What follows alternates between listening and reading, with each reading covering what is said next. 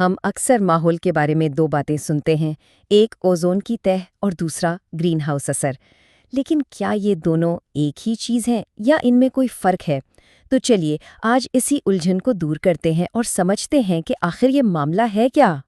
آئیے اپنی بات کا آغاز اسی مرکزی سوال سے کرتے ہیں جو ہمیں فضا کی بلندیوں سے لے کر زمین کی سطح تک کی کہانی سمجھائے گا۔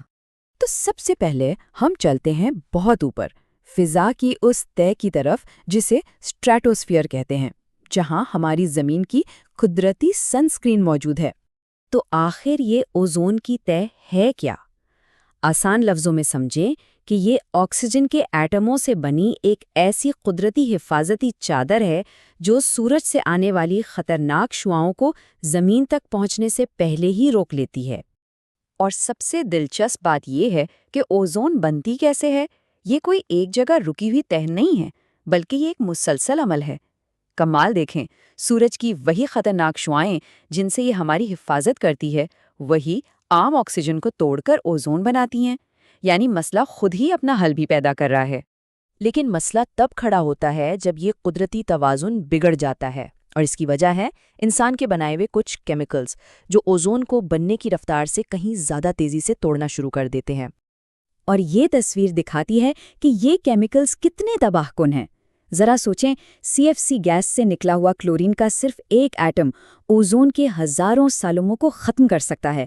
یہ ایک ایسا سلسلہ شروع کر دیتا ہے جو ہماری اس قدرتی حفاظتی ڈھال کو کمزور کر دیتا ہے، جسے ہم اوزون ہول کہتے ہیں۔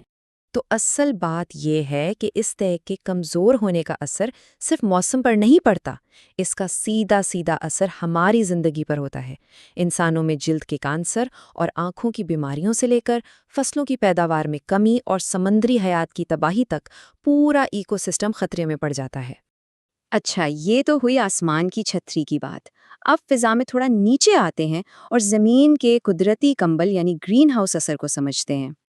دیکھیں، اوزون کی تہ ایک ڈھال کی طرح ہمیں نقصان دہ شعاؤں سے بچاتی ہے، جبکہ گرین ہاؤس اثر ایک کمبل کی طرح کام کرتا ہے۔ یہ سورج کی گرمی کو فضا میں روک کر زمین کو اتنا گرم رکھتا ہے جتنا زندگی کے لیے ضروری ہے۔ تو قدرتی طور پر یہ ہمارے لیے ایک بہت اچھی اور ضروری چیز ہے۔ یہاں دو الگ الگ منظرنامے ہیں۔ ایک طرف قدرتی گرین ہاؤس اثر ہے جو زمین پر ایک خوشگوار اور متوازن درجہ حرارت رکھتا ہے، اور دوسری طرف وہ صورتحال ہے جو انسانی سرگرمیوں نے پیدا کی ہے، جہاں اضافی گیسوں کی وجہ سے یہ کمبل بہت موٹا ہو گیا ہے اور ضرورت سے زیادہ گرمی کو قید کر رہا ہے۔ تو یہ کمبل کو موٹا کرنے والی گیسیں ہیں کون کون سی؟ اس میں کاربن ڈائی آکسائڈ، میتھین اور نائٹرس آکسائڈ جیسی گیسیں شامل ہیں جو گرمی کو قید کرتی ہیں، جبکہ ہماری فضا کا بڑا حصہ بنانے والی نائٹروجن اور آکسیجن ایسا نہیں کرتی۔ اور یہ اضافی گیسیں آ کہاں سے رہی ہیں؟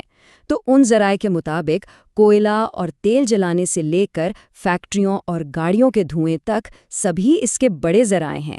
اور ہاں، وہی CFCs جو اوزون کو تباہ کرتے ہیں، وہ گرمی قید کرنے میں بھی اپنا کردار ادا کرتے ہیں۔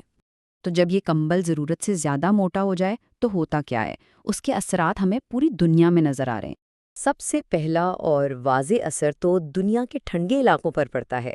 بڑھتی ہوئی گرمی کی وجہ سے پہاڑوں پر جمی برف اور گلیشیئرز بہت تیزی سے پگھل رہے ہیں، اور ظاہر ہے جب اتنی برف پگھلے گی تو وہ پانی کہاں جائے گا؟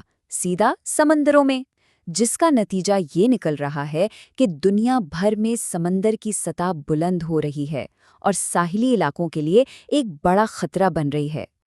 یہ جو فالتو گرمی فضا میں جمع ہو رہی ہے، یہ موسم کے پورے نظام کو دھرم برہم کر دیتی ہے۔ یہی وجہ ہے کہ ہمیں آج کل پہلے سے کئی زیادہ شدید طوفان، بے وقت بارشیں، سیلاب اور خطرناک خشک سالی دیکھنے کو مل رہی ہیں۔ صورتحال یقینی طور پر تشویشناک ہے، لیکن ناامیدی کی بات نہیں۔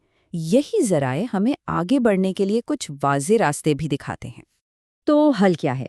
حل ایک جامع حکمت عملی میں ہے، جیسے کہ کوئلے اور پیٹرول کی جگہ شمسی اور ہوا جیسی صاف توانائی کا استعمال، گاڑیوں اور فیکٹریوں سے نکلنے والی آلودگی پر قابو پانا، اور سب سے اہم، زیادہ سے زیادہ درخت لگانا اور جو جنگلات موجود ہیں ان کی حفاظت کرنا۔